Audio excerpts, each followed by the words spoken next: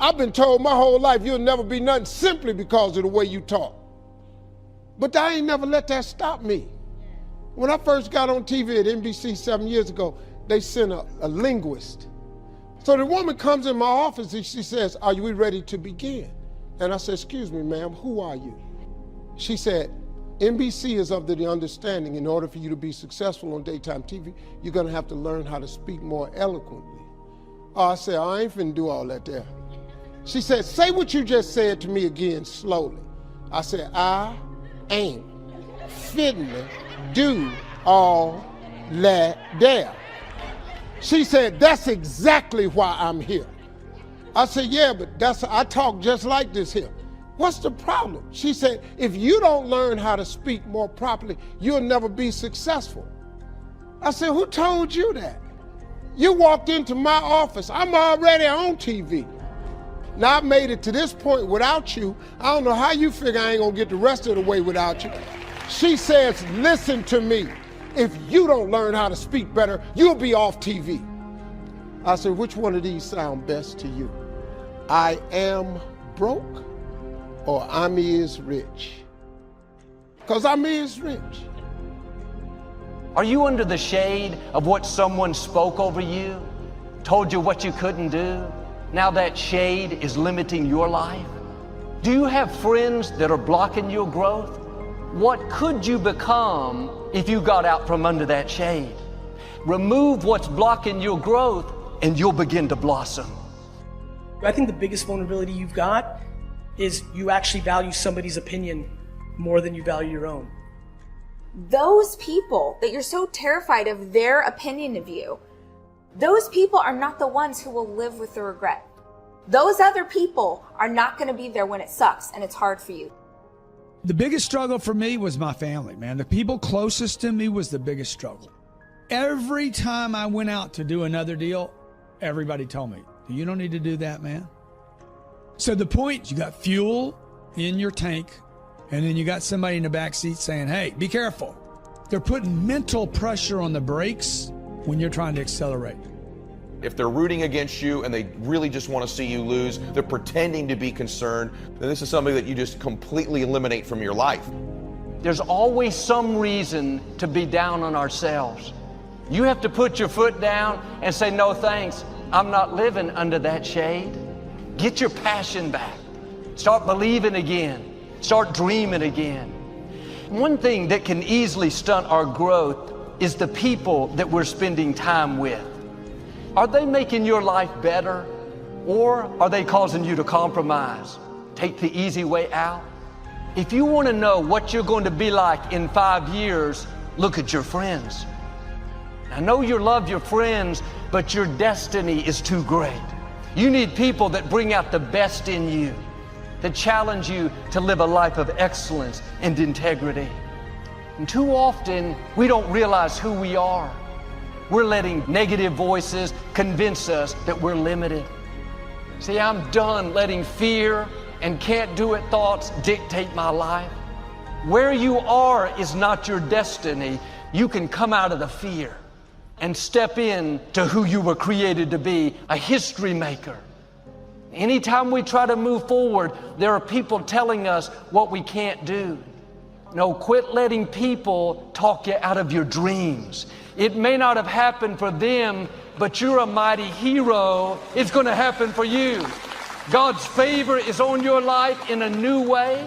He's called you to set the new standard, to take your family to a new level. I don't know what that dream is that you have. I don't care how disappointing it might have been as you've been working toward that dream. But here's what I know, that dream that you're holding in your mind, that it's possible. See, sometimes we can't say, "I can do that." But what we can say, that it's possible.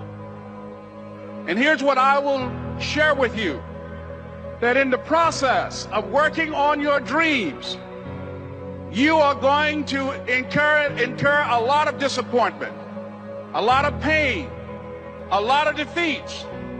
But in the process of doing that, you will discover some things about yourself that you don't know right now.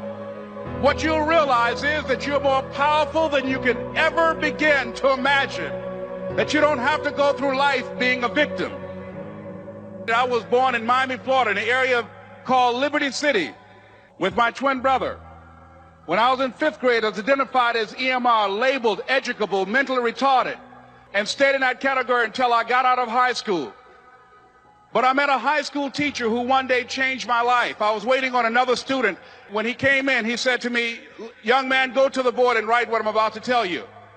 I said, "I can't do that, sir." He said, "Why not?" "Because I'm educable, mentally retarded." He said, "Don't ever say that again. Someone's opinion of you does not have to become your reality." And ladies and gentlemen, I started working on my dream. And most people don't work on their dreams. Why? One is because of fear. What if things don't work out? The other thing is that most people, ladies and gentlemen, they get comfortable. They stop pushing themselves, and they end up becoming very cynical about life, and they throw in the towel on themselves and on their dreams.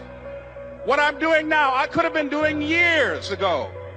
But because I didn't believe in myself, because I allowed other people's opinion of me to control my destiny, I didn't act on my ideas.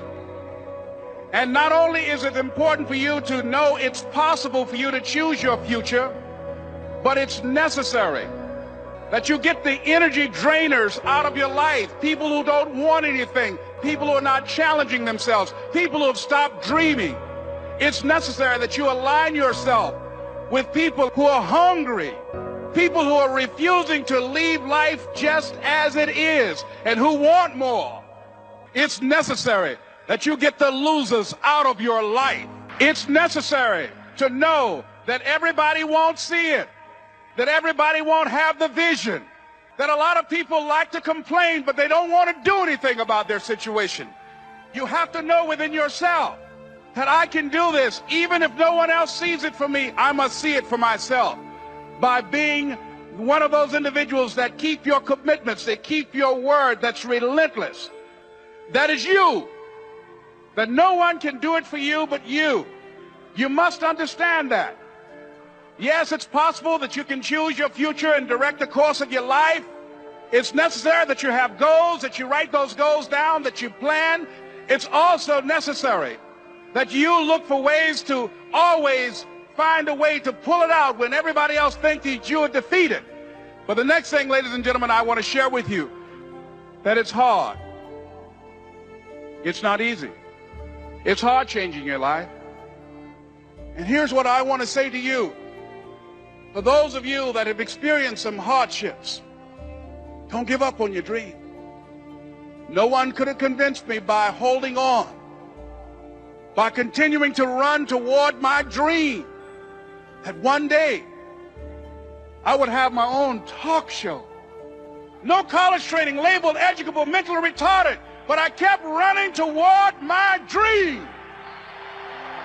Don't stop. Don't stop.